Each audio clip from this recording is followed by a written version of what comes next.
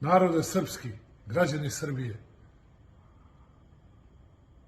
Zapadni agent Rada Trajković kaže da tražimo aboliciju za svoju porodicu, a ne spas za srpski narod na Kosovu i Metohiji.